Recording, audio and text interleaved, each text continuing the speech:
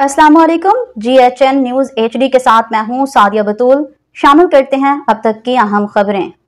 झावरिया Sargodha prime minister youth program के तहत higher education commission के ज़ेर एहतमाम prime minister university sports olympiad 2024 इस सिलसिले में एक इफ्तिताही तकरीब Liaquat gymnasium Pakistan sports board Islamabad मुनक्किद हुई, जिसके मेहमान खुसूसी chairman prime minister youth program Rana Mashhood Ahmad Khan थे। इफ्तिताही तकरीब से खिताब करते हुए राना मशहूद अहमद खान ने कहा कि इस वक्त वज़ीर आज़म पाकिस्तान मियां मोहम्मद शहबाज शरीफ के विजन के तहत पूरे मुल्क में खेलों की सरगर्मियां न सिर्फ बहाल हो गई हैं बल्कि जोरों शोर से जारी हैं। हमारे नौजवानों में बहुत टैलेंट मौजूद है और हम वज़ीर आज़म पाकिस्तान की हिदायत पर पूरे मुल्क में टैलेंट प्रोग्राम मुनक्किद कर रही हैं, जिसके तहत तालीमी इदारों बिलखुसूस जामियात से खिलाड़ियों को मुंतखब किया जाएगा जो कौमी और आलमी सतह पर वतन अजीज का नाम रोशन करेंगे।